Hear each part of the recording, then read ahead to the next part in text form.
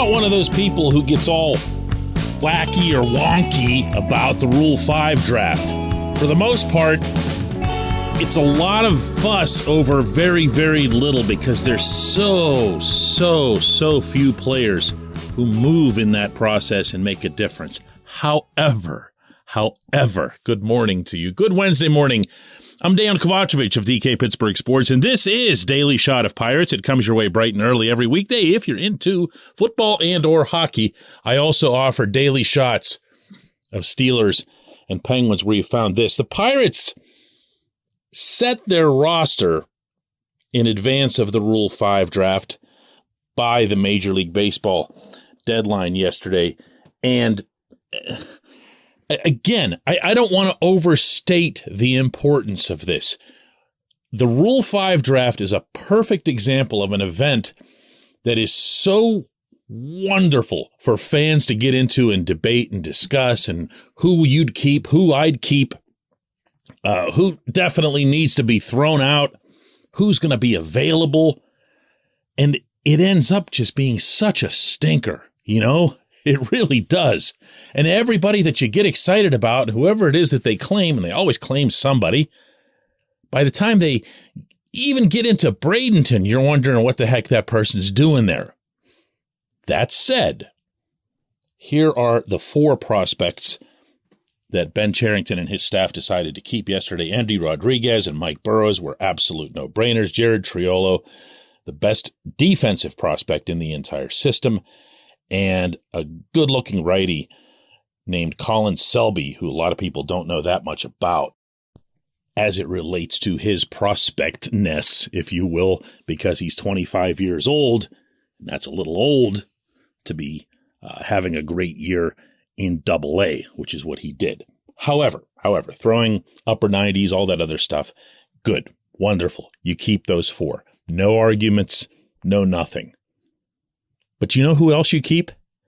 You keep everybody who could potentially make a difference. You just do. If you're going to have a process where you openly, visibly don't care what's happening at the Pittsburgh level, that's where the Pirates have very blatantly been for the past 3 years and where they're going to be again in 2023, the next punt year. Why do you let someone like Malcolm Nunez get exposed?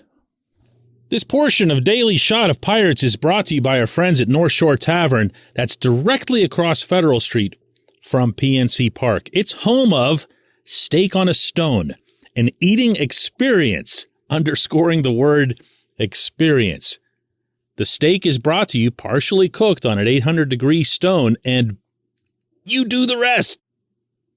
It's a ton of fun, it's a great meal, and it's a baseball atmosphere like no other in Pittsburgh. North Shore Tavern, right across Federal Street from PNC Park. Now, I'm going to say this again. It's the Rule 5 draft. It's not a big deal. We can go over everything about Malcolm Nunez until I'm blue in the face, and there's a really, really good chance that no one will take Nunez in the Rule 5. Why? Principally because he's a first baseman, and he's not even a very good one. He's just kind of okay.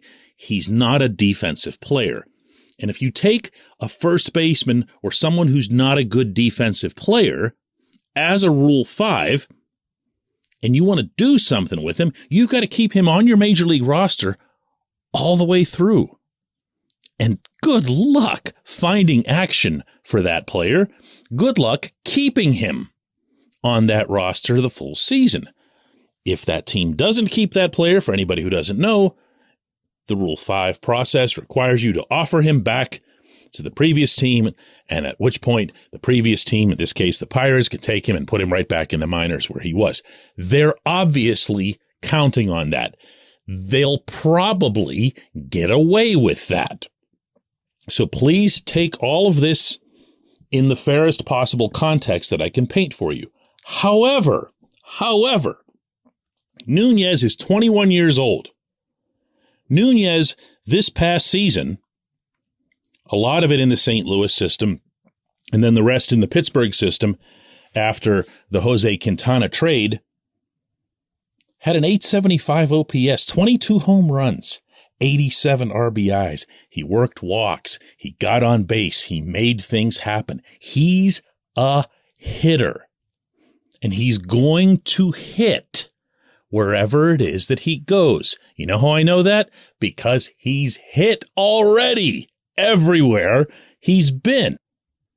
And with the new dynamic in the National League, having a designated hitter, you no longer have to worry about whether or not he can defend. Meaning from a long-range perspective, nobody's going to take him as a Rule 5 and throw him out there right away at the DH spot. They're just not. But if you have him come up through your system and you have him prepared to contribute on a regular or daily basis, then he's just fine. He's a model DH. Stocky build, everything that you envision when you think of what a DH looks like in your head, that's Nunez. So why expose him? Why run the risk? To show that you're clever and you kind of mapped out the situation? Is that it? It sure isn't, because your 40 man is so bleeping loaded that you just couldn't find a single spot for him. Your 40 man has, don't make me name the names. They just lost 100 games the year after losing 101. And if you're going to protect every 28-year-old, 29-year-old, 30-year-old that helped, and I use that term derisively, contribute to those 100 losses, and there is a lot of mediocrity in that group. Okay, again, I'm not going to be mean here. I'm not going to say that Chase DeYoung's on the list. I'm not going to do that. That would be beneath me. But he's on the list. He's on the list. Look, he had a nice ERA and everything else over the course of the season, but there's a million Chase DeYoungs out there. I love the guy. He's like the nicest man on the planet. Okay? But he's Chase DeYoung, and this makes no sense. He has a 0.0000% chance of being part of something if and when management were ever to take anything seriously and begin committing toward the now. DeYoung won't be on this team. He also won't be an asset that you could move or trade to get, people who would matter. So you're keeping him on the 40 man over this 21-year-old slugger for what reason? For what reason? Wow, man. This is what I mean when I say it's not just about payroll or the owner or whatever. This stuff just doesn't. What are they doing? When we come back, J1Q.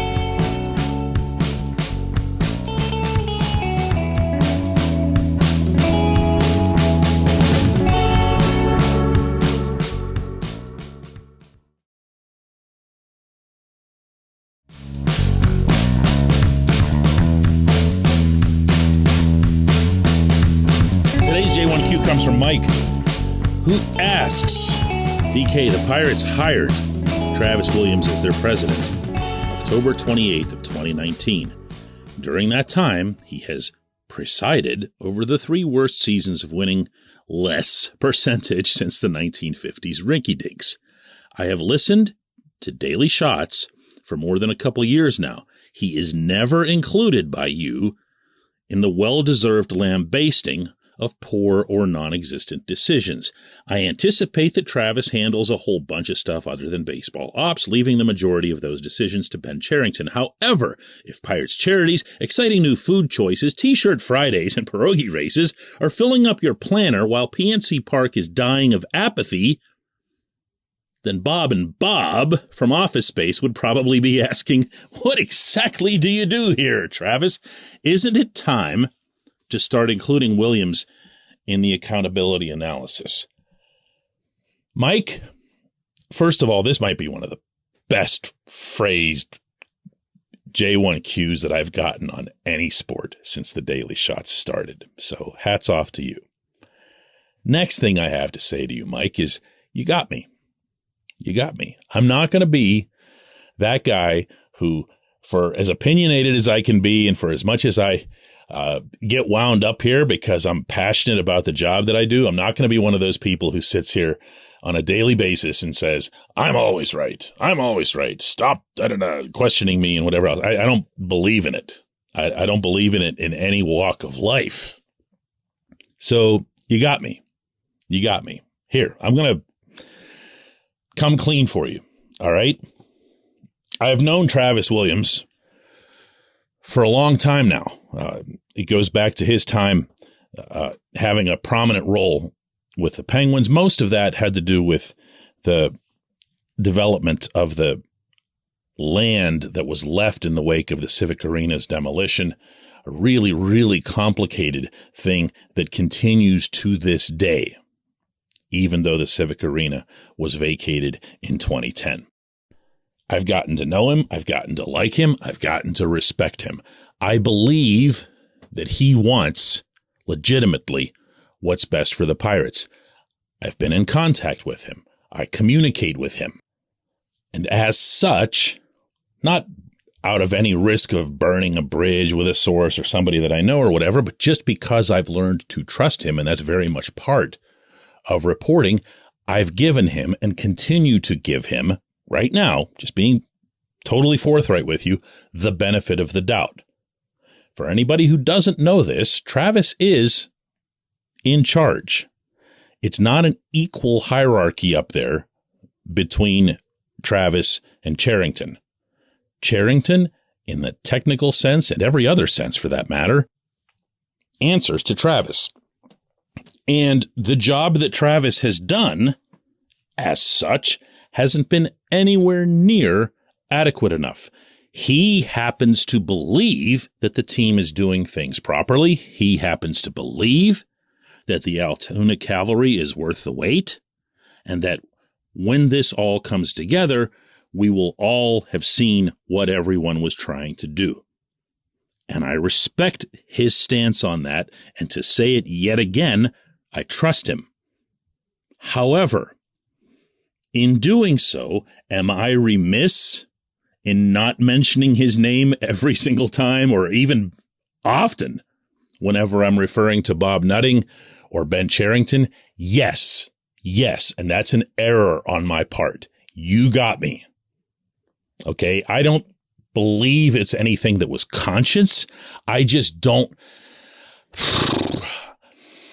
I know that he doesn't have necessarily a sports background, and I know that he stays out of, as you were suggesting that he probably does, he does stay out of baseball type decisions. He's not going to be what Frank Coonley was, barging into Neil Huntington's office and saying, what are we doing here? Or vetoing the trade that would have brought Cliff Lee here from Cleveland, which Coonley did, by the way, and then denied it later and lied.